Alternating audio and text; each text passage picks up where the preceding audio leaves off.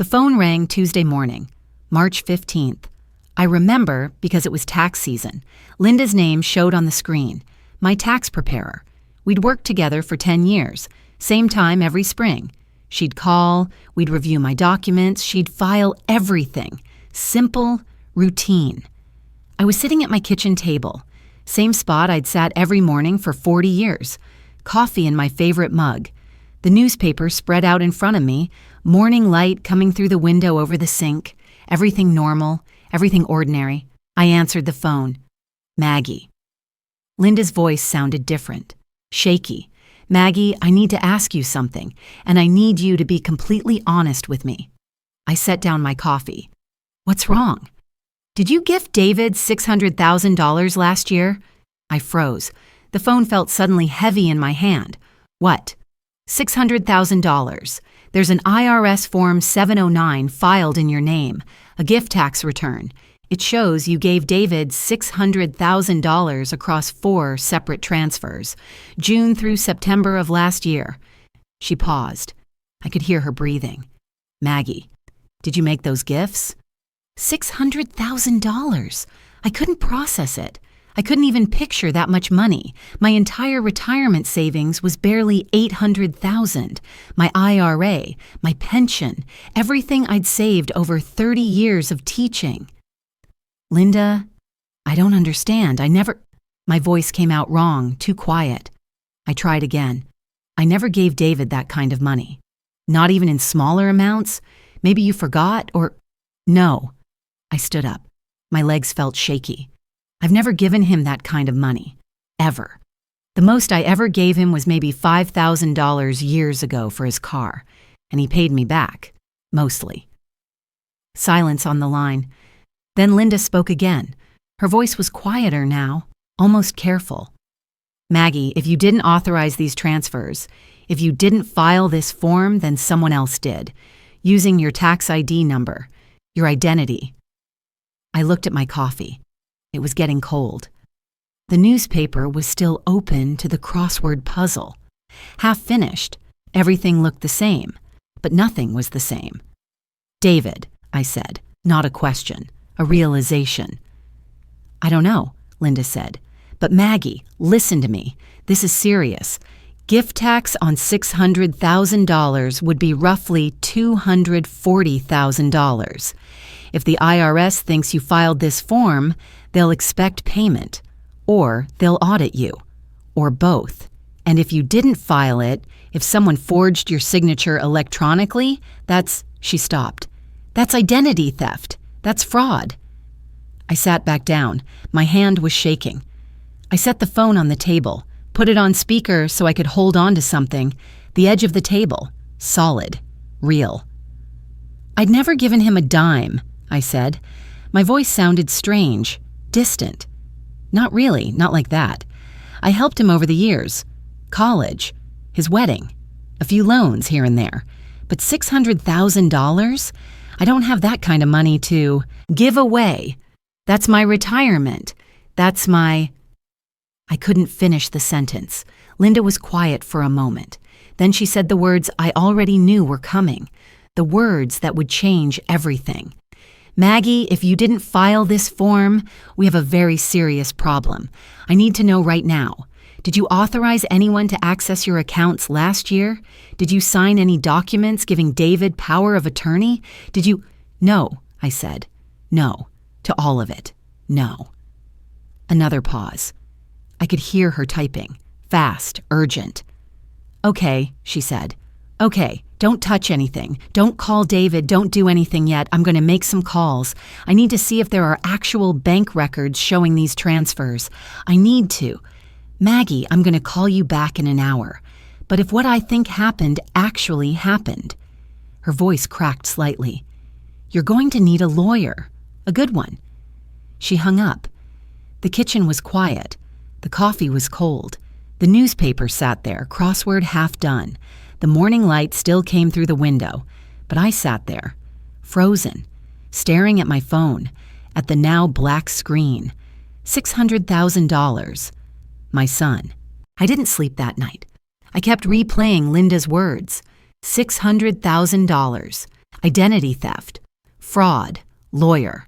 I got up at 5, made coffee, sat at that same kitchen table. But the ritual felt wrong now. The coffee tasted bitter. The morning light looked different, colder somehow. I'm 68 years old. I taught elementary school for 30 years, 3rd grade. I retired 3 years ago. I live in a split-level house in the suburbs, 3 bedrooms, 2 baths, nothing fancy. I bought it in 1984, 40 years ago, paid it off 10 years early. I was proud of that, proud of being careful with money, of planning ahead. My neighbor Barbara knocked on my door around 7 that morning. She's 71, retired nurse, widowed like me. She lives next door, has for 12 years now. I could see her garden from my kitchen window. Roses. She was particular about those roses. "You didn't wave this morning," she said when I opened the door. "You always wave when you see me in the garden." I'd forgotten.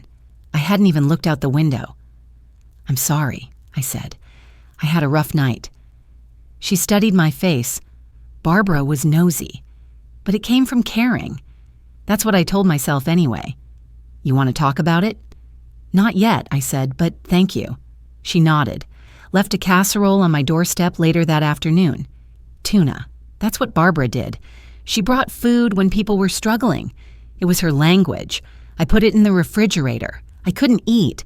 I spent that day trying to understand how this could have happened, how my son could have done this, if he'd done it.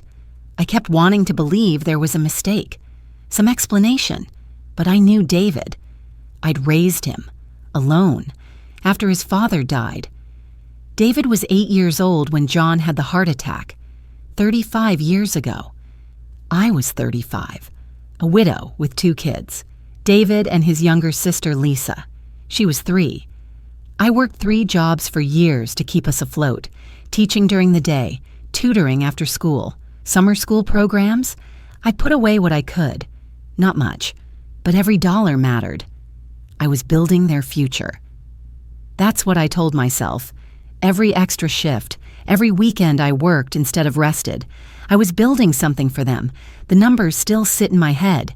$28,000 for David's college tuition. I worked summer programs 6 years straight to save that. $15,000 for his car down payment when he was 25. He needed reliable transportation for work, he said. $8,000 for his wedding when he was 30. I'd been saving since he was 12 for that day. $12,000 when his business loan went bad 3 years later. I'd co-signed. I felt responsible when it failed. I paid it off over 2 years. Took money from my retirement fund, my IRA. I told myself it was an investment in his future. That's what parents do. $113,000 total, over 35 years. I thought I was helping him build a life. I thought I was being a good mother. Lisa was different. My daughter, she's 35 now, lives in Portland, Oregon. She's a social worker, married 3 years ago, to a good man. She never asked me for money, not once, not even for college. She worked. She got scholarships. She made it work. I offered to help. She always said no, said she wanted to do it herself. I respected that. But part of me worried I'd failed her somehow, that she felt she couldn't ask. David always asked, and I always said yes, until last year. He called me in January, said he needed $5,000, just temporary. He'd pay me back in 2 months. I'd heard that before. I was 67, living on a fixed income, Social Security, teacher's pension, $2,800 a month. I'd been careful my whole life, saved, planned. But I wasn't working anymore. I couldn't just pick up extra shifts. I said no. For the first time in his 42 years, I said I couldn't afford it. He got quiet on the phone. Then he said, "Okay, Mom, I understand." But his voice had an edge, a coldness. I felt guilty for days, weeks, wondered if I should have found a way, sacrificed something else.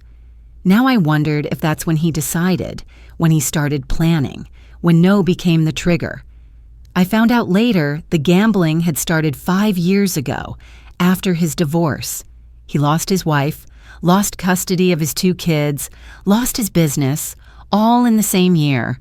I think he was trying to feel something, or maybe feel nothing. Either way, the casinos got their hooks in. He'd been going to Gamblers Anonymous meetings. He'd told me that much. I'd wanted to believe he was getting better. I'd wanted to believe a lot of things. That afternoon, I pulled out the photo albums. I don't know why. Maybe I needed to see him as I remembered him, before all this. I sat on the couch and opened the first one. David at 3, gap-toothed smile, holding a toy truck. David at 10, Little League uniform, John's arm around his shoulders. That photo was taken 2 months before John died. David at 18, high school graduation. I was standing next to him in my best dress, the one I'd worn to parent-teacher conferences for years. I looked tired in that photo, but happy, so happy. David at 22, college graduation. The day I handed him that degree, I'd worked 3 jobs to pay for. I closed the album. I didn't recognize that person anymore. The boy in those photos. Maybe I never had. I tried to work in the garden that Saturday, my usual routine. I had tomato plants that needed attention, weeds to pull. But I couldn't focus. Every sound made me jump.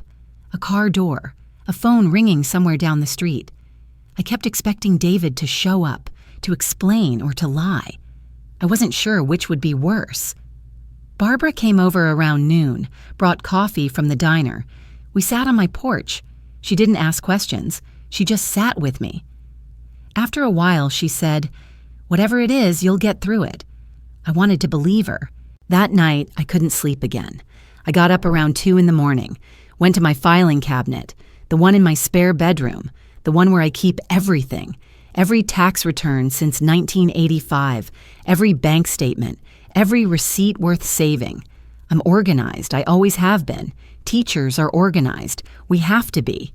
I pulled out last year's folder, 2023. My IRA statements were supposed to be there. I got them quarterly, January, April, July, October. I rifled through the papers.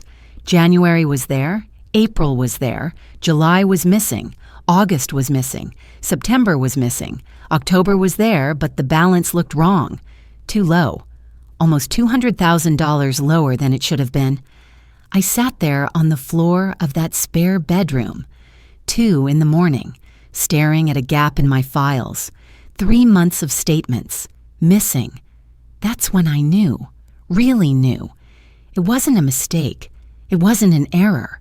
Linda was right. My son had stolen from me. I called my bank Monday morning, 8 a.m. when they opened. "I need duplicate statements for my IRA," I told the representative, "June through September of last year." "Of course, Ms. Henderson, I can email those to you. Let me verify the email we have on file."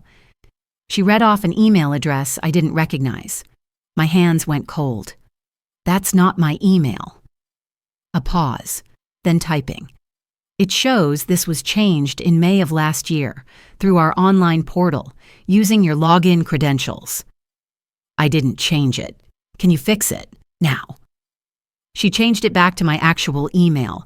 Then she suggested I review my recent transactions, file a fraud report if needed. I thanked her, hung up.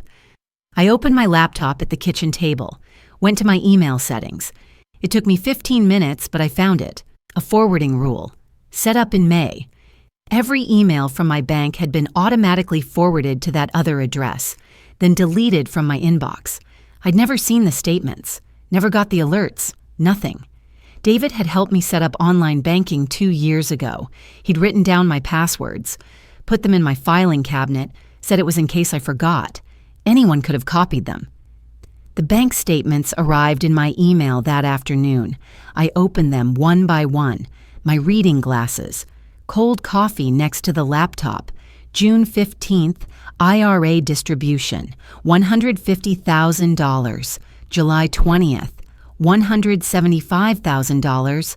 August 10th, $125,000. September 5th, $150,000. $600,000.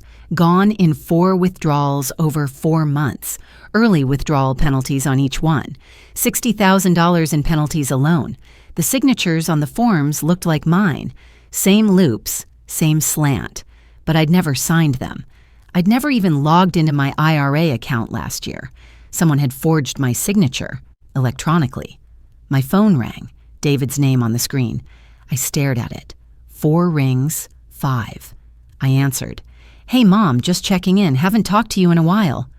"I've been busy," I said. My voice came out steady. "Everything okay? You sound weird." "I'm fine. How are you?"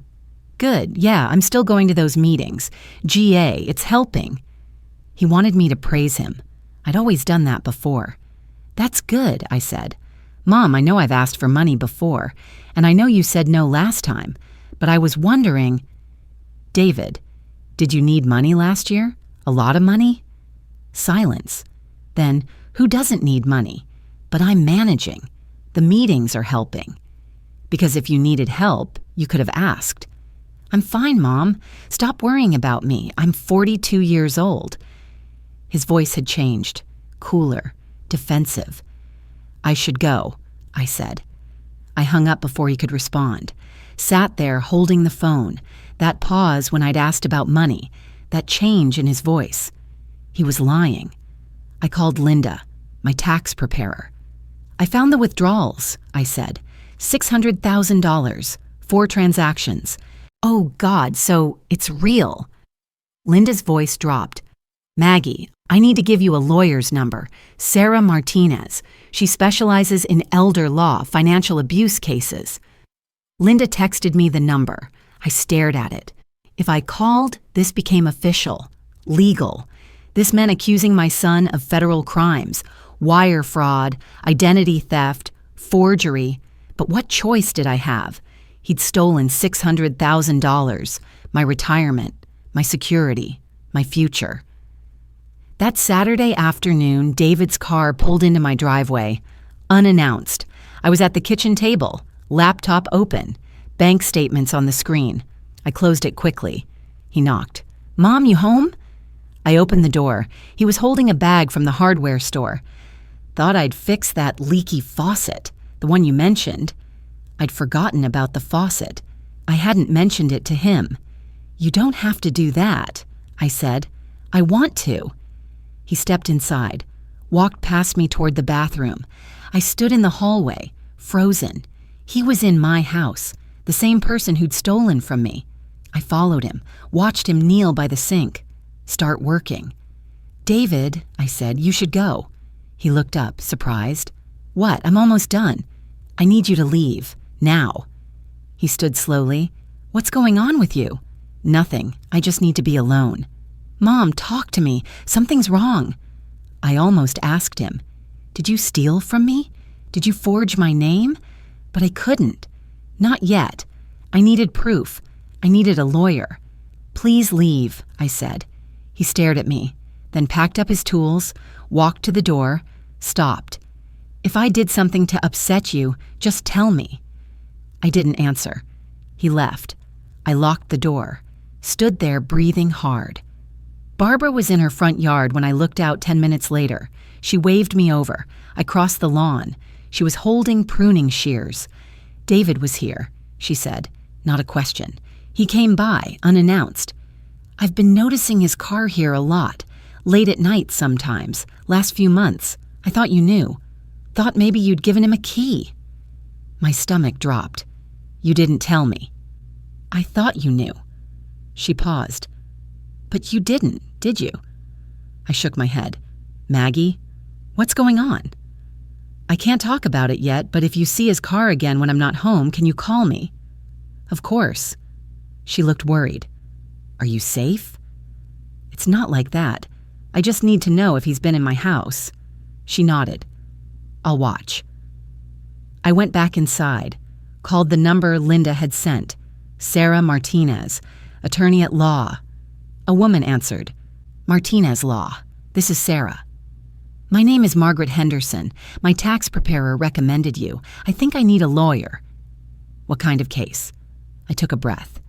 I think my son stole $600,000 from my retirement account, and I need to know what to do about it." Silence. Then, "How soon can you come in?" Sarah Martinez's office was in a downtown building, 4th floor. I arrived 15 minutes early on Tuesday morning, sat in my car in the parking garage, trying to steady my breathing, trying to prepare myself for what came next. The office was small, professional. Her assistant offered me tea. I said no. I couldn't hold a cup. My hands would shake. Sarah came out to meet me, late 40s, sharp eyes. She wore a gray suit, carried a yellow legal pad. She shook my hand. Her grip was firm, confident. "Ms. Henderson, come in." Her office was cold, too cold, or maybe that was just me. I sat in a leather chair across from her desk. She sat down, opened the legal pad, clicked her pen. "Tell me what happened," she said. I told her. All of it. Linda's phone call, the IRS form, the missing bank statements, the $600,000, David's phone call, his lies, his car in my driveway late at night, all of it. She took notes, didn't interrupt. When I finished, she set down her pen, looked at me. "Do you have documentation?" I pulled out the folder I'd brought, printed copies of everything, the bank statements, the withdrawal forms, the email showing the forwarding rule, screenshots of my account history. She spread them across her desk, studied them. Her expression didn't change. Professional, clinical, like she'd seen this before. Maybe she had. "Okay," she said finally. "Let me show you what we're dealing with." She opened her laptop, pulled up a document, turned the screen toward me. "This is IRS Form 709, the gift tax return that was filed in your name." I leaned forward. There it was, my name. Margaret Ann Henderson, my social security number, my address, and below that, gift to David Michael Henderson. Date: multiple transfers, June-September 2023. Total value, $600,000. At the bottom, a signature. Mine, but not mine. The loops were right. The slant was right. But I'd never signed this form. I'd never even seen it until now. "This was filed electronically," Sarah said. "February 15th during tax season, using your tax ID and social security number. Whoever filed this had access to your personal information, your filing history, your accounts." I sat there staring at that signature, at my name on that form, at the proof that someone had stolen my identity, stolen my money, stolen my future. My chest felt tight. My hands were shaking. I couldn't breathe right. I pressed my palms flat against my thighs, tried to focus. "Miss Henderson, Maggie, are you okay?" I shook my head, then nodded. Then I didn't know. I need a minute. She got up, brought me water. I drank it. The cold helped, a little. I sat there staring at my own signature. I said quietly. My voice didn't sound like mine. "Forged.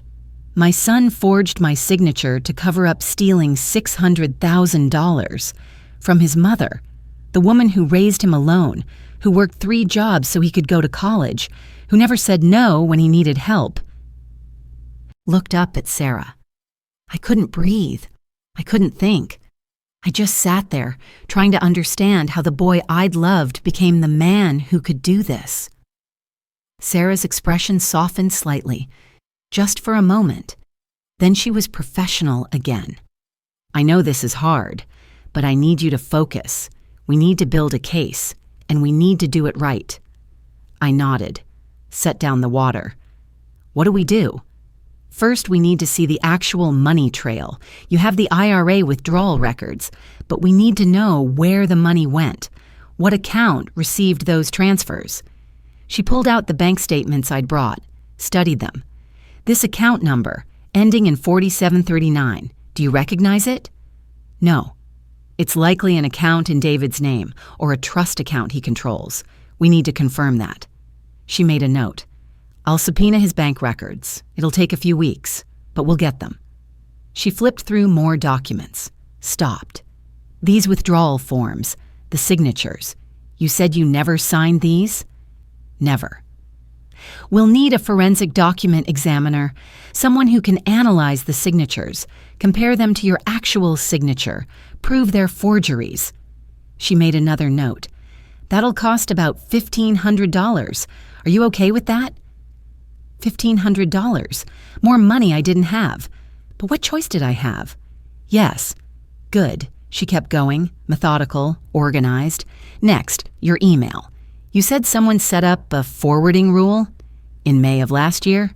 Do you know who had access to your email password? David helped me set up online banking 2 years ago. He wrote down my passwords. Anyone who'd been in my house could have seen them. Sarah nodded. We'll pull your email account access logs, IP addresses, dates, and times of logins.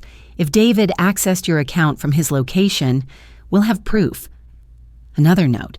That's digital forensics. Another $1,500, roughly. $3,000 to prove my son had stolen from me. The irony wasn't lost on me, but she wasn't done. There's one more thing. She pulled out another document from my folder. This power of attorney form. Did you sign this? I took it, looked at it. It was dated May 7th of last year. Gave David Michael Henderson full power of attorney over Margaret Henderson's financial accounts, including authority to make withdrawals, transfers, and investment decisions. My signature was at the bottom, notarized, official. I never signed this, I said. You're sure? I'm sure. I've never given David power of attorney. I've never even discussed it with him. This is... I stared at the document, at that signature. This is how he did it.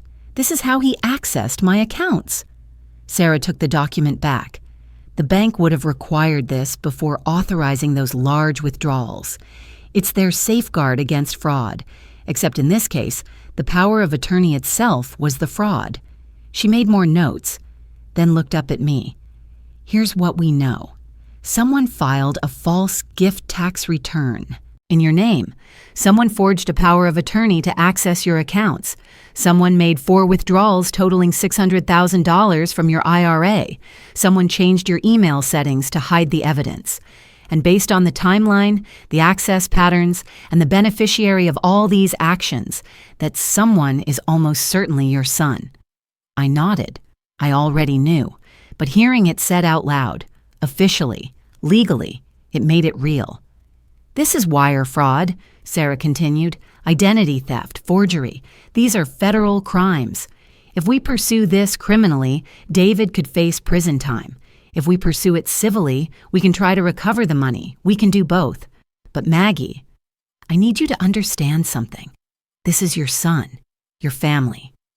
Once we start this process, there's no going back. Are you prepared for that? I thought about David's phone call. Stop worrying about me. I thought about his car in my driveway, late at night, when I wasn't home. I thought about those signatures, forged, all of them. I'm prepared, I said. Sarah studied me for a moment, then nodded. Okay, then here's what happens next. I'll file a complaint with the bank, dispute the withdrawals. They have fraud insurance. You might recover some of the money, maybe $50,000, maybe less, but it's something. And David?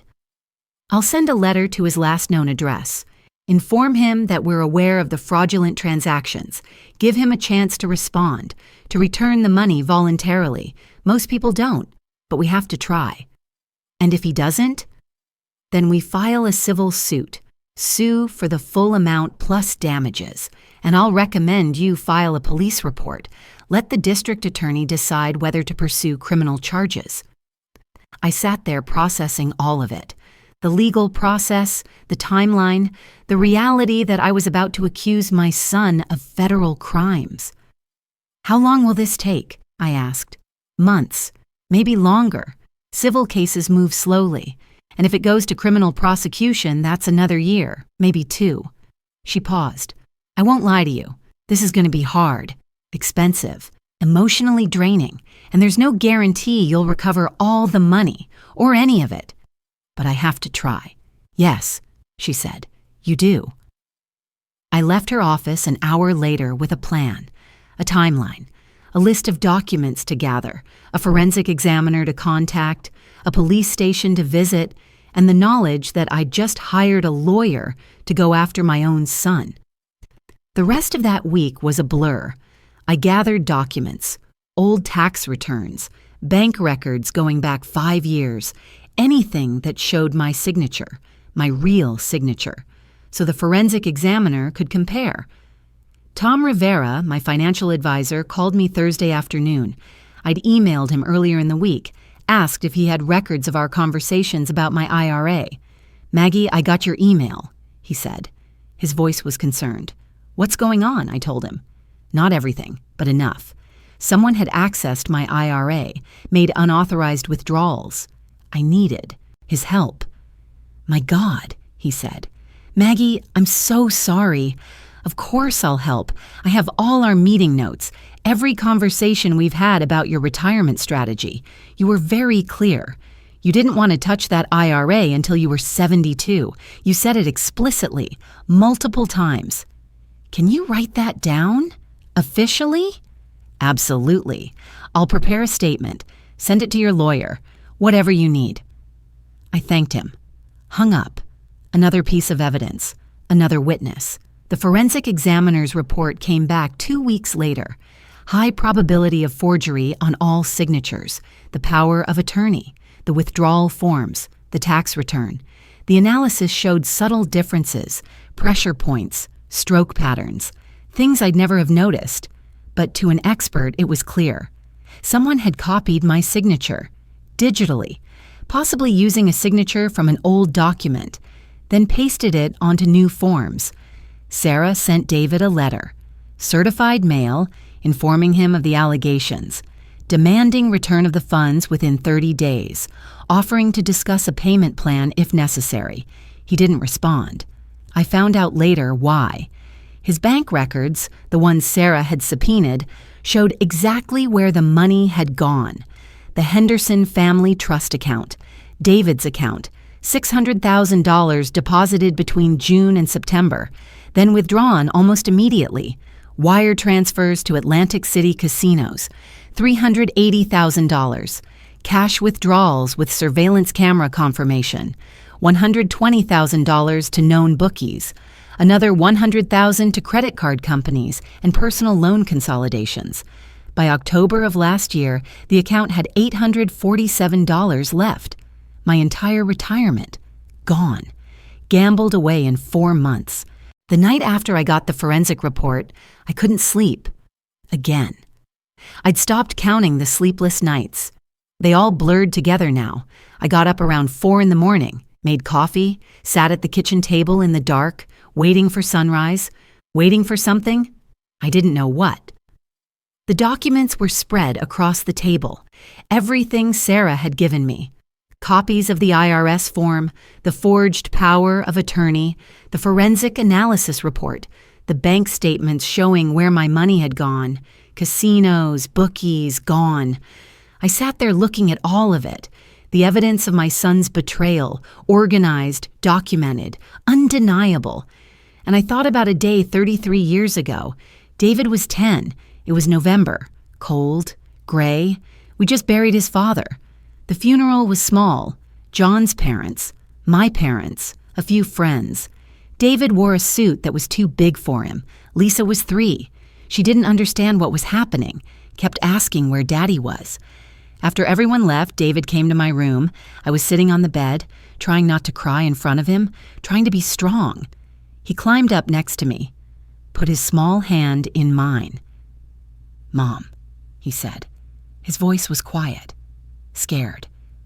"Are we going to be okay?" I pulled him close. "Yes," I told him. "I promise. I'll take care of you. Always." He believed me. I could feel it in the way he relaxed against me. Trusted me. He was 10 years old and his world had just collapsed. But he believed me when I said we'd be okay. I kept that promise. I worked 3 jobs. I put him through college. I helped him when his business failed. I co-signed loans. I gave him money when he needed it. I said yes every time he asked. I kept my promise to that 10-year-old boy. But somewhere along the way, that boy became a man I didn't know.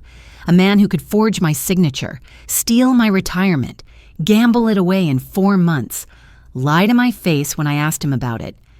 I got up from the table, went to the living room, pulled out the photo albums, the same ones I'd looked at weeks ago, but I needed to see them again.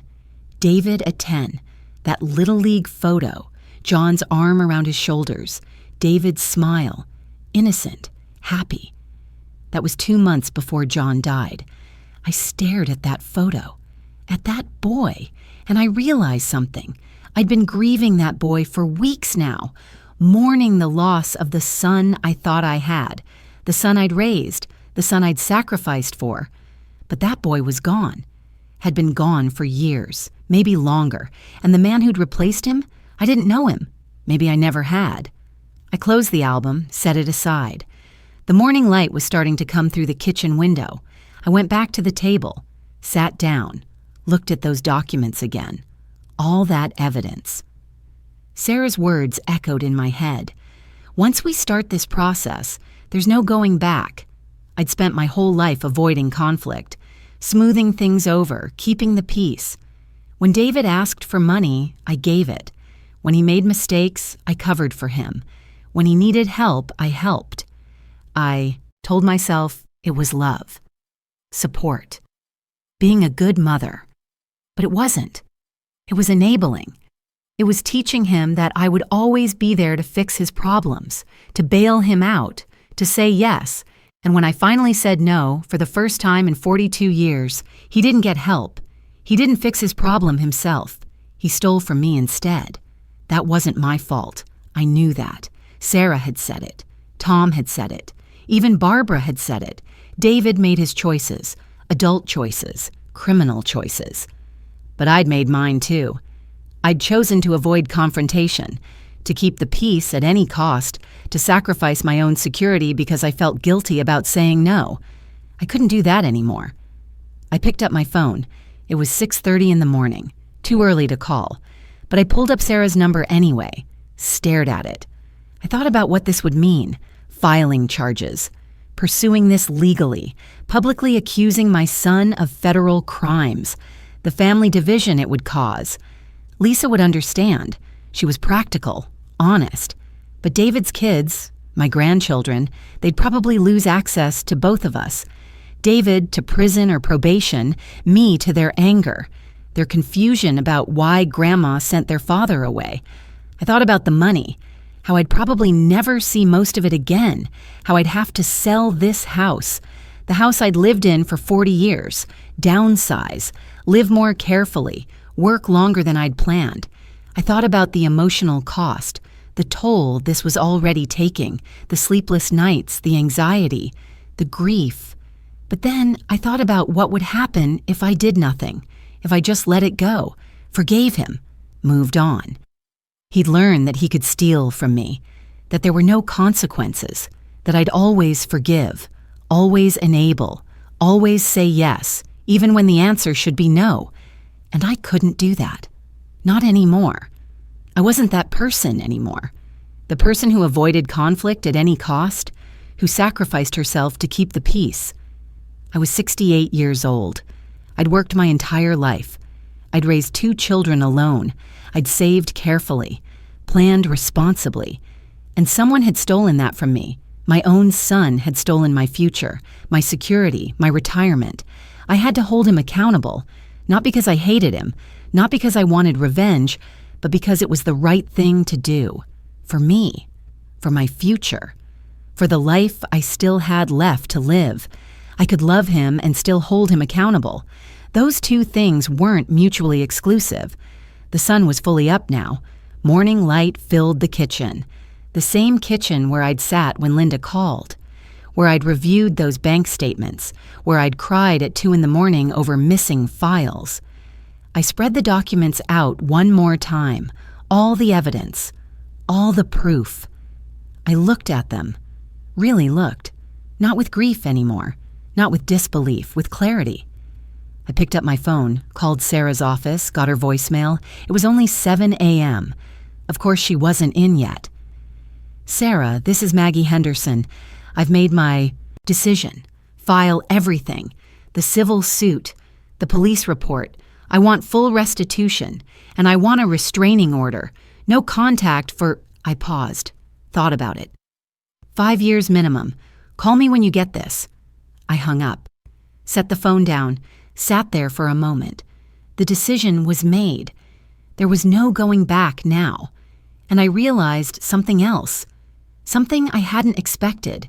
I felt relief, not happiness, not satisfaction, just relief. Like I'd been holding my breath for weeks and could finally exhale. I'd made the right choice. The hard choice. The choice I should have made years ago when I first realized David had a gambling problem. When I first realized he wasn't going to fix it himself. When I first saw the pattern of asking and taking and never giving back. But I was making it now, and that counted for something. I looked at those papers one more time. 42 years. 42 years of motherhood, of sacrifice, of love. And I realized something I should have known all along. I didn't know my son at all. Maybe I never had. But I knew myself, and I knew what I had to do.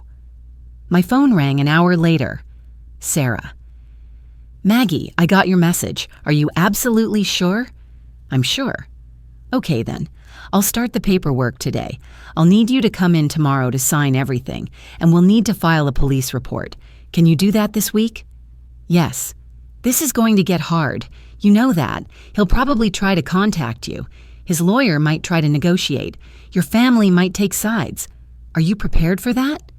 I'm prepared, I said, and I meant it. I wasn't going down without a fight. I didn't come this far, didn't survive being widowed at 35, didn't work 3 jobs for years, didn't raise 2 kids alone, to give up now. Nobody was going to take advantage of me again. Sarah filed the civil complaint 2 weeks later. Fraud, identity theft, conversion of assets, demanding full restitution plus damages. The police report went through. Financial crimes detective listened to everything, took my documentation, said he'd pass it to the district attorney's office, could be 6 months before they decided whether to prosecute. The IRS opened their own investigation, fraudulent gift tax return. They sent threatening letters. Sarah handled them, sent proof I hadn't authorized the form. The letters stopped. The investigation stayed open. 3 weeks after the civil suit was filed, Sarah called. David's lawyer is offering a settlement, $200,000 over 10 years. I did the math. 1/3 of what he'd stolen, paid over a decade. I'd be 78 when I got the last payment, if I got it at all. No, I said. Maggie, even if we win, collecting could take years. David has no assets. This guarantees something. It's not enough. She was quiet. Then, understood. I'll tell them no. Lisa called that night. My daughter. She'd been checking on me every Sunday, but this was different. Mom, I'm coming home. I already booked the flight. Friday. I'm taking a week off. I wanted to protest, but I needed her. Okay, thank you. She arrived Friday evening. Looked like me. Same build, same eyes. She hugged me at arrivals, held on longer than usual. You look tired, she said. I am. That night we sat in the kitchen. She made tea. Tell me everything, she said. So I did. Linda's call. The $600,000, the forged signatures, the casinos, all of it. Lisa listened. When I finished, she was quiet. I knew he had a gambling problem, but not this bad. Neither did I. You're doing the right thing, holding him accountable. She paused. But Mom, the legal fees, how much so far? About $5,000. Could be $20 by the end. Can you afford that? I couldn't. Not really. I'm managing. She looked around. Are you going to have to sell the house? There it was. Probably. I can't afford the property taxes, the maintenance, not on my pension. Where will you go? An apartment. Something smaller. She reached across the table, took my hand. I wish you'd told me sooner. This isn't your problem. It's mine and David's. He's my brother. He's also the person who stole from your mother. She nodded, but I could see the conflict. 2 days later, David showed up. Sunday morning, I was in the garden. Lisa was inside. I didn't hear his car until I heard his voice. "Mom!" I turned. He looked terrible. Thinner, unshaven, dark circles. "You need to leave," I said. "Please, 5 minutes. I know what I did. The gambling got out of control. I thought I could win it back before you noticed. I'm sorry." He was crying. Real tears. Part of me wanted to comfort him. That's what I'd always done, but I couldn't. "You stole $600,000 from me. My retirement, you forged my signature, you lied. And now, you're crying because you got caught. I'm in treatment. 90 days. Real help this time." "Good, but that doesn't change what you did. Mom, the settlement. $200,000. That's something. That's more than nothing. You shouldn't have stolen it in the first place." The back door opened. Lisa stepped out. She saw David. "You need to leave. Now." David looked at her, then me. "Lisa, tell her I'm trying." "I don't care," Lisa said. She walked over, stood next to me. "Leave." He stared at us. Maybe he finally understood. "Okay," he said quietly. He walked to his car, drove away. I stood there shaking. Lisa put her arm around me. Barbara appeared from next door. I saw his car. I was about to call. "He's gone," Lisa said. Barbara brought coffee. The three of us sat on my porch. Didn't talk much. Barbara had witnessed it, seen me stand my ground. "You did good," she said. I wanted to believe her. Lisa stayed the week. We packed boxes, sorted things, went through photo albums. She held up a picture of David at 8, Little League trophy. "Do you want to keep this?" I looked at that little boy.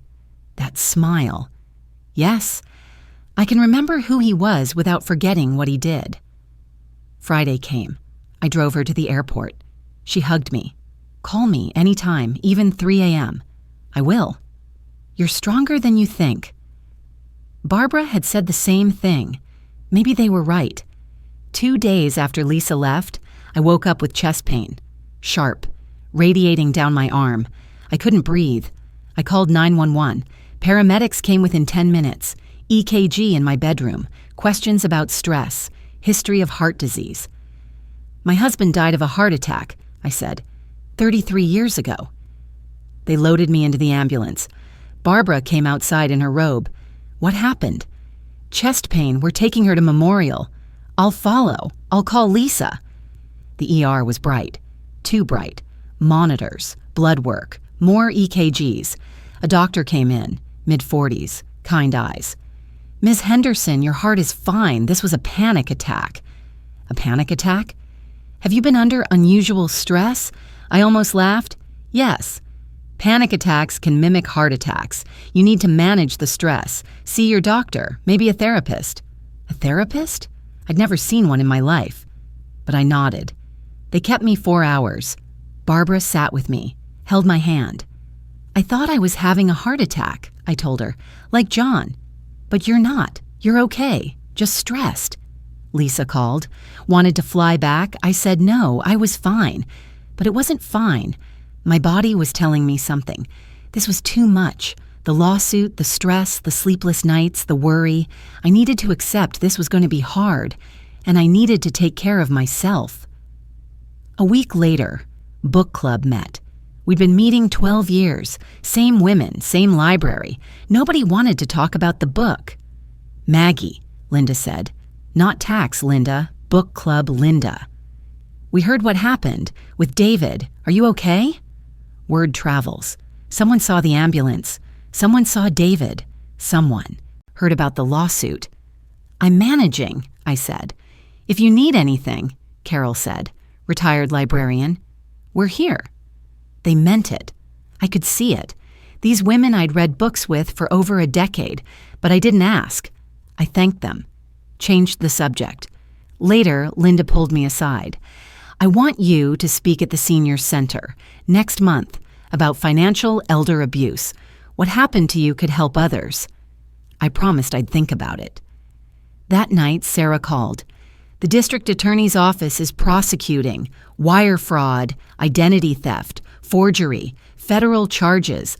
They think they have a strong case. What does that mean for me? You might testify at a hearing, maybe trial, and he might try to negotiate a plea deal, plead guilty to lesser charges, avoid prison, but he'd have to agree to restitution. How long? Could be a year, maybe longer. A year, maybe more. Years of legal proceedings, years of stress. Are you still sure? Sarah asked. I thought about David's tears, his apologies, his promises. I thought about Lisa, packing boxes with me, choosing me over her brother. I thought about the ER, the panic attack. I thought about Barbara, book club, the community supporting me. I'm sure, I said, because the alternative was letting him get away with it, teaching him there were no consequences, that he could do this to someone else. I couldn't let that happen, even if it cost me everything I had left. The mediation was scheduled for Tuesday, 10 a.m. Sarah said to arrive early. We'd go over strategy. I didn't sleep the night before. I kept thinking about what I'd say to David, if I'd even be able to look at him. Part of me wanted to cancel, to say I couldn't do it, but I'd come this far. Lisa drove in Monday night. She'd taken another day off, said she wanted to be there. Barbara offered to come too. I said no, but I appreciated it. Tuesday morning, Lisa and I arrived at Sarah's office building at 9:30. We sat in the car for a minute. You ready? Lisa asked. I wasn't, but I nodded anyway. Sarah met us in the lobby. She was wearing a navy suit, carrying her leather briefcase. All business. They're already upstairs, David and his attorney. The mediator is setting up. We'll go over everything one more time before we start. We took the elevator to the 4th floor, down the hall to a conference room. Sarah opened the door. The room was empty except for a long table, chairs on both sides, a projector screen on one wall, windows overlooking the parking lot. Lisa squeezed my hand. I'll be right outside if you need me. Thank you. Sarah and I sat on one side of the table. She opened her briefcase, started laying out documents. The IRS Form 709, bank statements, the forged power of attorney, the forensic analysis report, all of it, organized, labeled, professional. Here's how this works, Sarah said. The mediator will explain the process. Then I'll present our case, evidence first, witnesses second.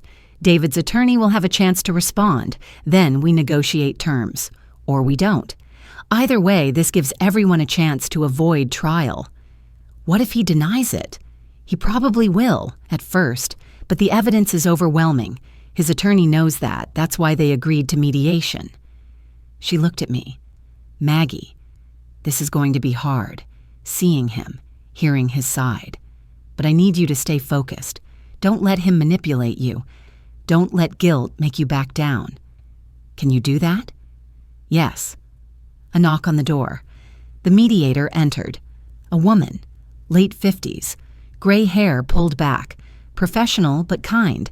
She introduced herself as Patricia, explained the process, confidential, non-binding, both parties working toward resolution. She'd facilitate, keep things civil. They're ready, Patricia said. Should I bring them in?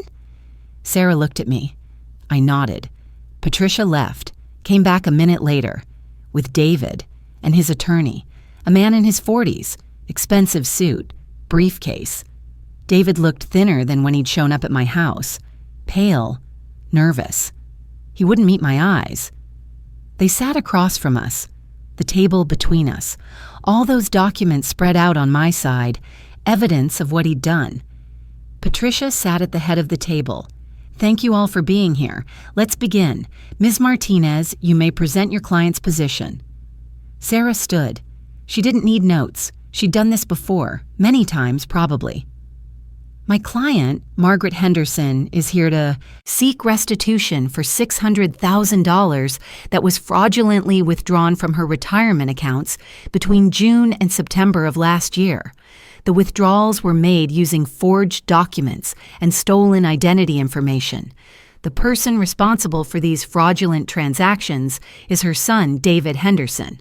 She picked up the IRS form, held it up, This is IRS Form 709, a gift tax return filed in February of this year.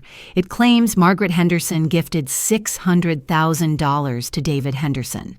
The signature on this form is forged. She set it down on the table, slid it toward the middle, where everyone could see. Then the bank statements. These are withdrawal records from Ms. Henderson's IRA account. 4 separate withdrawals: June 15th, July 20th, August 10th, September 5th, totaling $600,000.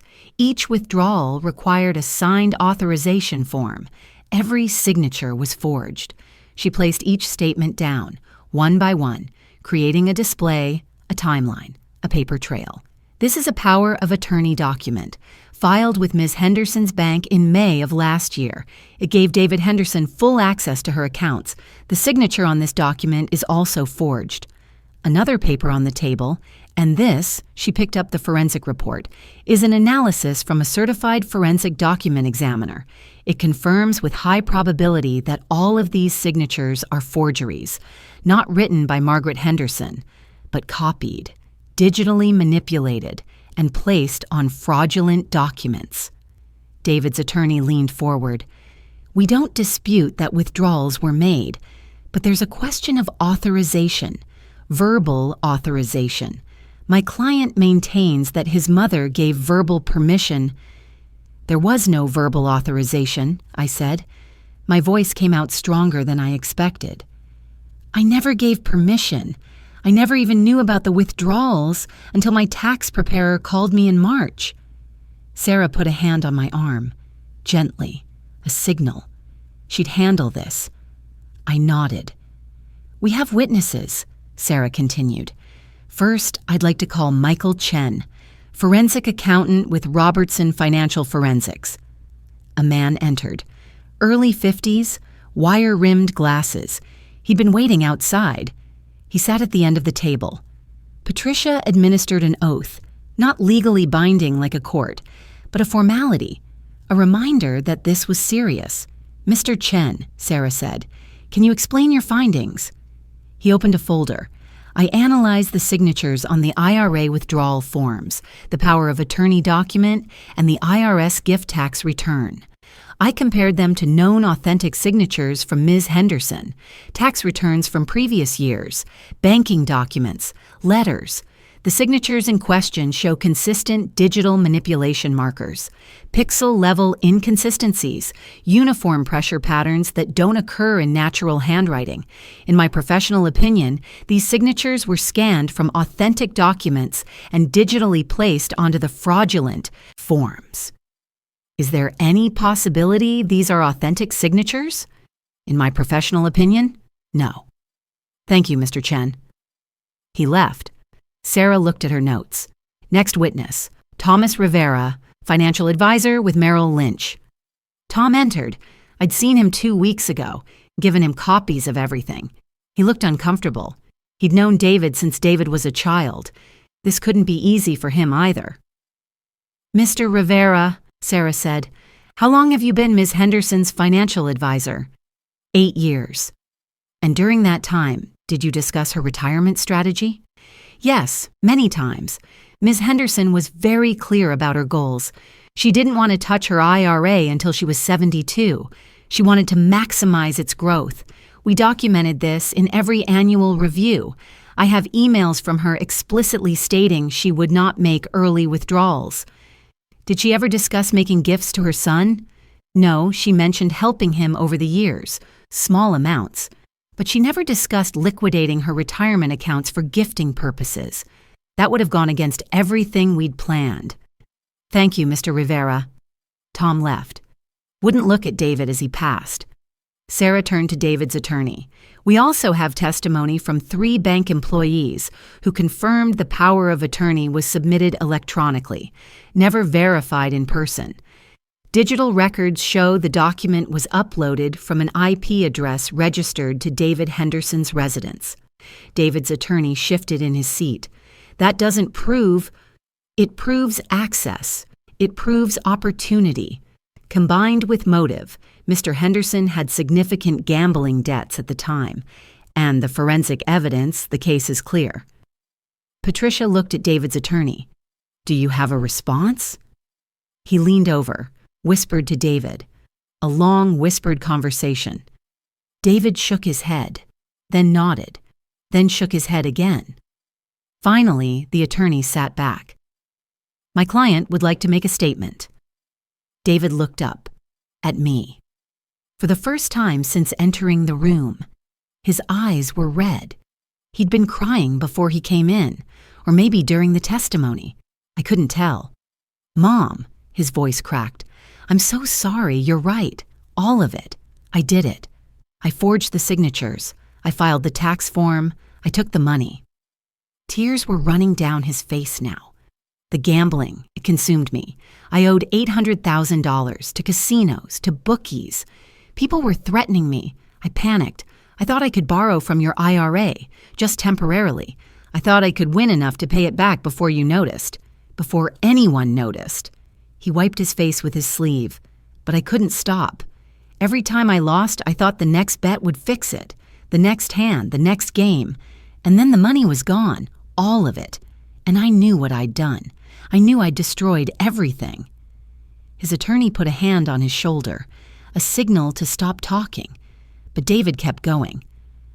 I've been in treatment. 90 days inpatient. I'm trying to get help. Real help. But I know that doesn't fix what I did. I know sorry doesn't give you back your retirement, your security. I know that. He looked at me. I don't expect you to forgive me. I wanted you to know. I know what I did, and I'm so sorry. The room was quiet. Patricia gave him a moment. Then she looked at me. Ms. Henderson, do you want to respond? I looked at David, at my son, 42 years old, crying, admitting what he'd done. Part of me wanted to comfort him, to say it was okay, to forgive him. That instinct was still there, after everything, but it wasn't okay. You stole $600,000 from me, I said. My voice was steady, measured. My retirement. Everything I'd saved for 30 years. You forged my signature. You hacked my email so I wouldn't see the statements. You lied to me when I asked you about it. You came to my house and pretended you didn't know what I was talking about. Mom, I'm not finished. I kept my eyes on his. I worked 3 jobs to put you through college. I co-signed loans for you. I helped you when your business failed. I gave you money when you asked. And the one time I said no, just one time, you did this. I could feel my hands shaking. I pressed them flat on the table. You're my son. I love you. But love doesn't mean letting you destroy me. Love doesn't mean there are no consequences. David was sobbing now. His attorney handed him tissues. He pressed them to his face. I looked at you crying and felt nothing, just emptiness. Patricia waited until he'd composed himself. Then she looked at both attorneys.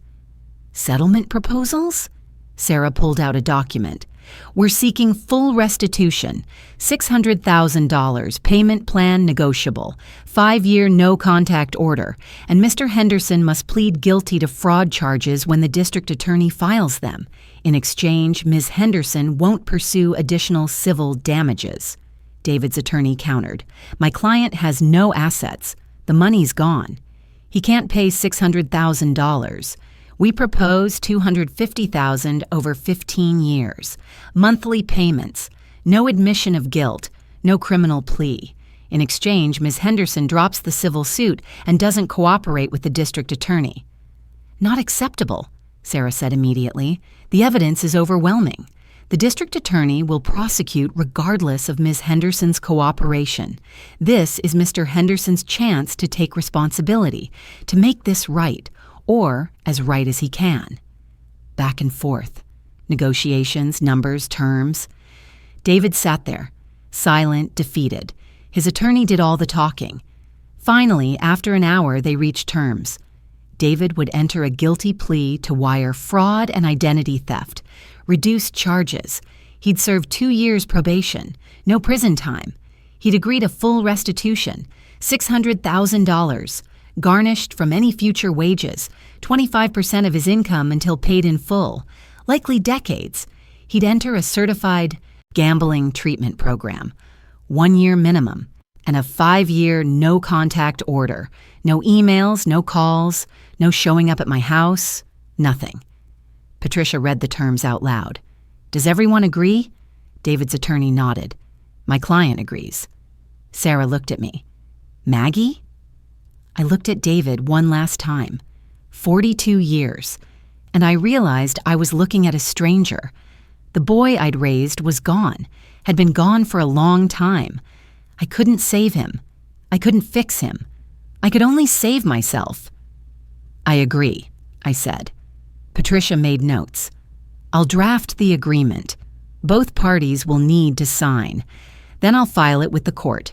The criminal plea will be separate, through the district attorney's office, but this agreement will be binding. When the mediator read the settlement terms, I didn't feel victorious, just exhausted, and relieved it was almost over. David and his attorney left first. He looked back once. At me. I didn't look away. I just watched him go. Lisa came in after they'd left, hugged me. Sarah packed up the documents, all that evidence, back in her briefcase. You did well, Sarah said. This was the best outcome we could have hoped for. I nodded. But I didn't feel like I'd won anything. I just survived. David entered his guilty plea 6 weeks later. Wire fraud, identity theft. The hearing took 20 minutes. I didn't attend. Sarah represented me, sent me a text afterward. It's done. 2 years probation, treatment program required, restitution order filed. The restitution order meant nothing practically. $600,000. David had no job, no assets. The court ordered 25% of any future earnings garnished, but he'd have to earn money first. Sarah estimated I might see $200 a month. Maybe.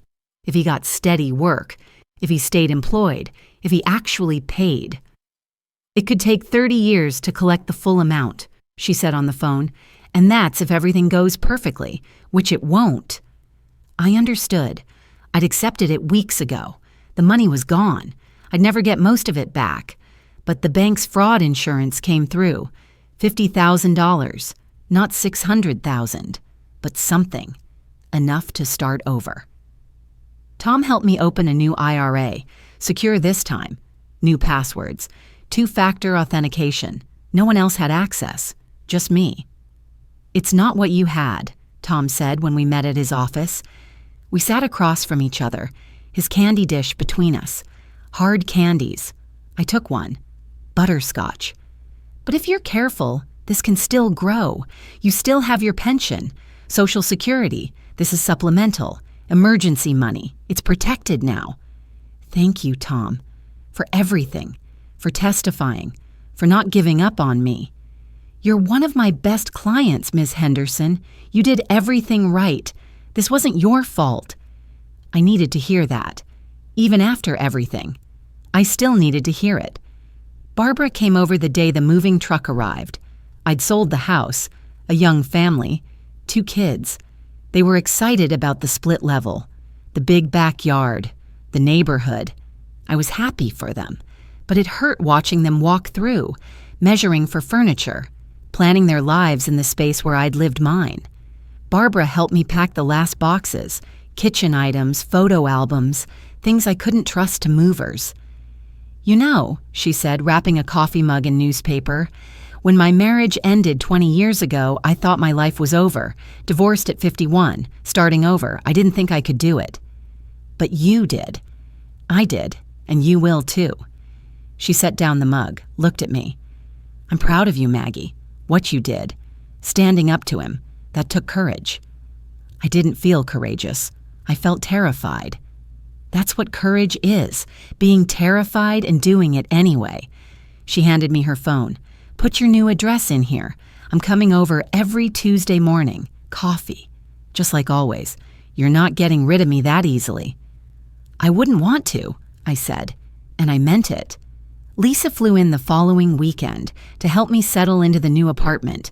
1 bedroom, 3rd floor, Small but clean. The rent was $900 a month, less than half what the house cost to maintain. We unpacked boxes together, hung pictures, decided where things should go. Lisa held up photo albums. "Which ones do you want displayed?" I sorted through them, found the one with David at 8, that Little League trophy. "This one. I can remember who he was." "Are you sure?" "I'm sure. He was a good kid once. That was real. What happened later doesn't erase that." Lisa put it on the bookshelf, next to one of her at her college graduation, me standing next to her, both of us smiling. "I'm going to come visit," Lisa said. "Once a month. Mike said he'd come sometimes too. You'll meet him properly. Maybe Christmas here? Your first Christmas in the new place?" "I'd like that." She hugged me. "I'm sorry you lost the house. I know it meant a lot to you." "It did, but it's just a house. I'm still here. That's what matters." "You're stronger than I knew, Mom." "I'm learning that." The envelope arrived 3 months after I'd moved in. Thick, official looking. No return address at first glance. Then I saw it. The treatment facility's name, stamped in the corner. I almost threw it away, but I opened it. A letter from David, handwritten. 3 pages. "Mom, I'm 90 days sober from gambling. I see what I did now. I destroyed everything. Your trust, your security, our relationship. I don't expect forgiveness. I just want you to know I'm getting real help this time. I'm sorry it doesn't cover it. I stole your future. I know that. I hope someday you can remember the good parts without the pain. The kid who climbed into your bed during thunderstorms. The teenager who mowed lawns so you didn't have to. That person was real. I lost him somewhere. I'm trying to find him again. I love you, David."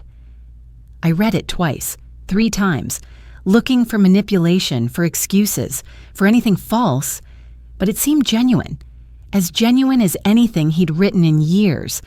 I pulled out a notepad, wrote back, brief, 4 sentences. "I'm glad you're getting help. I hope you find peace, but I need to protect myself now. Please don't contact me again." I mailed it to his attorney, let him forward it. I didn't want David to have my new address. Not yet. Maybe not ever. That night, I called Sarah, updated my will, everything to Lisa, with explicit language excluding David, set up a small trust for Lisa's future children, my grandchildren, if she had them, named Lisa as my power of attorney, with strict safeguards. She couldn't access my accounts without written requests, documented reasons, protection against anyone taking advantage, even family. "These are smart moves," Sarah said. "I wish more people did this before problems started." I learned the hard way. But you learned. That's what matters.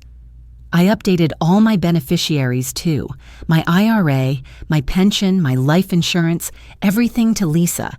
Nothing to David, not because I hated him, but because I couldn't trust him, and maybe I never would again. The first morning in my new apartment, I made coffee. The kitchen was smaller than my old one. The light came in different, through a different window, at a different angle. But the routine was the same. Coffee in my favorite mug, the same one I'd used for 40 years. I'd packed it carefully, made sure it survived the move. I sat at my new table, smaller, cheaper, from IKEA. Lisa had helped me assemble it, but it was mine. In my apartment, that I could afford, that was safe, that nobody could take from me. I looked around, 1 bedroom, small living room, tiny kitchen, so different from the split-level house, from the home I'd lived in for 40 years, where I'd raised my children, where I'd planned my retirement. This wasn't the life I'd planned, but it was the life I had, and I was managing. The coffee tasted right. The morning light was pleasant. I had enough. Not abundance, but enough. Barbara would come over Tuesday. Book club met next week. Lisa would visit at Christmas. Tom had my account secure. Sarah had my will updated. Everything protected. My phone rang. Unknown number. I didn't answer. Let it go to voicemail. Checked later. Telemarketer. I deleted it. I wasn't the same person who'd answered Linda's call 6 months ago, the person who'd said yes to everything, who'd avoided conflict, who'd felt guilty for setting boundaries, that person was gone. I was 68 years old, starting over, living on less money, in a smaller space, with fewer belongings. But I was here. I was standing. I was rebuilding. And nobody was taking that from me again. 8 months later, I wake up at 6. Same time I've woken up for 40 years. Some habits don't change. I make coffee in my small kitchen. The apartment is quiet, just me.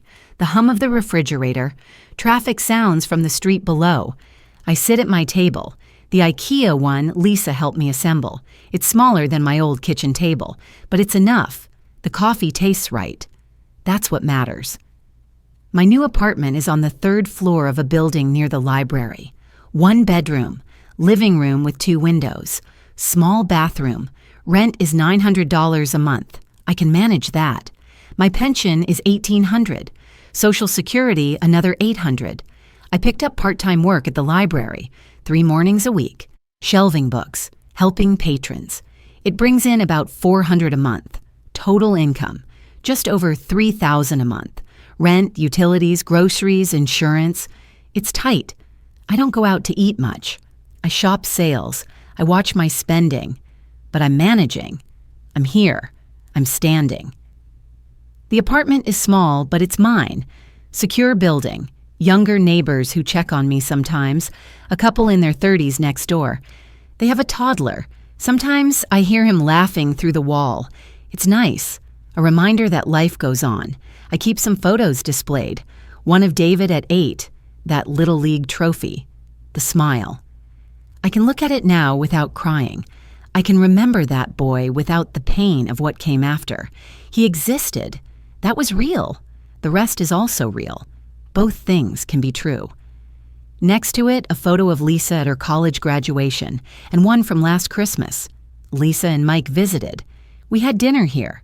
Turkey in my small oven. It worked. We made it work. Lisa comes once a month now. Sometimes Mike joins her. They're talking about starting a family. I'll be a grandmother again. To their children. Not David's. I haven't seen his kids in almost a year. That hurts. But it's not my choice to make. David hasn't contacted me since that letter. The no contact order expires in 4 more years. I don't know what happens then, if he'll try to reach out, if I'll want him to. I try not to think about it. One day at a time. That's what my therapist says. Yes, I see a therapist now. Once a month. It helps. Barbara still comes over every Tuesday morning, brings pastries from the bakery down the street. We drink coffee, talk about the news, the weather, our gardens. She has roses. I have a window box now. Herbs, basil, rosemary. It's not the same as a backyard, but it's something. Book club meets the 2nd Wednesday of every month. Same women, different meeting space now. We rotate houses. It was at my apartment last month. 8 women squeezed into my living room. It worked. We made it work. 3 months ago, Linda, book club Linda, asked me to speak at the senior center about financial elder abuse, about what happened to me. I said yes. I was nervous, didn't know if I could do it, but I showed up. There were 12 people in the room, seniors, some in their 60s, some in their 80s. I told them my story. Not all of it, but the important parts. How my son had accessed my accounts, forged my signature, stolen $600,000, how I'd almost missed it, how my tax preparer had caught it, what I'd done next. I told them the warning signs, family members asking for account access, pressure to sign documents quickly, missing bank statements, changed passwords you don't remember changing, someone who always needs money, always has an emergency, always has a reason. I told them it's okay to say no, even to family, especially to family, that love doesn't mean giving up control, that trust has to be earned, that it's okay to protect yourself. When I finished, a woman came up to me. She was crying. She said her daughter had been pressuring her to add her name to her bank accounts, to sign over power of attorney. For when you get older, Mom, just in case. The woman felt guilty for hesitating, felt like she was being distrustful. You're being smart, I told her. If she needs access for emergencies, there are other ways. Talk to a lawyer, set up safeguards. Don't give up control unless you're ready, and maybe not even then. She thanked me, said she was going to talk to a lawyer first, before signing anything. That's when I knew this mattered. My story, as painful as it was, could help someone else, could save someone else from what I went through. Tom still manages my accounts. My IRA has grown a little, not back to where it was. It never will be, but it's growing, protected, secure. He checks in every quarter, makes sure everything looks right. I appreciate that. Sarah closed my file 6 months ago. All the legal work was done. David's plea, the restitution order, the no contact filing, everything finalized. She sent me a final bill, $18,000 total. I paid it in installments. It took 4 months, but I paid it. Every penny. You're one of the few clients who actually sees these cases through, she told me when I paid the last installment. Most people give up halfway, drop the case, let it go. You didn't. I couldn't let it go, I said. I know, that's why you won. I don't know if I won. I lost my retirement, my house, my relationship with my son, my grandchildren. That's a lot to lose. But I didn't lose myself. I didn't lose my dignity. I didn't let him get away with it. I didn't teach him that there were no consequences, that he could do this to someone else, to another family member, to another vulnerable senior. I stood up. I fought back. I held him accountable. And I survived. Some days are harder than others. Some days I wake up and I can't believe it happened, my own son. But those days are fewer now, more space between them. Time doesn't heal everything, but time creates distance. And distance creates clarity. I've learned things I wish I didn't have to learn. That blood doesn't guarantee loyalty. That love isn't always enough. That sometimes protecting yourself means cutting off people you care about. That being a good mother doesn't mean saying yes to everything. That boundaries aren't mean. They're necessary. I'm 68 years old. I'm starting over. It's not the retirement I planned. I thought I'd travel. Visit Lisa more often, maybe take up painting, spoil my grandchildren, live comfortably in my house. That's gone now. That future doesn't exist. This is my future instead. Small apartment, part-time work, careful budgeting, limited travel, video calls with Lisa instead of visits every month. But it's okay. It's enough. I'm here. I'm managing. I'm rebuilding. And I learned something important. Something I tell people when I speak at the senior center. When someone asks me, "How did you get through it?" I tell them, you put one foot in front of the other. You wake up. You make coffee. You do what needs to be done. You ask for help when you need it. You accept that some things are gone and can't be recovered. You grieve. And then you keep going. Because the alternative is giving up. And I didn't come this far to give up now. Some days I still can't believe it happened. My own son. But I survived. And that counts for something. If you're listening to this and something sounds familiar, if someone in your family is pressuring you for money, for account access, for control, trust your instincts. Ask questions. Talk to a lawyer. Talk to a financial advisor. Talk to someone you trust. Don't let guilt or love or family obligation make you ignore the warning signs. I ignored them until I couldn't anymore. Until my tax preparer called and told me someone had filed a fraudulent gift tax return in my name. By then, $600,000 was already gone. Don't be me. Be smarter than I was. Protect yourself, even from family, especially from family.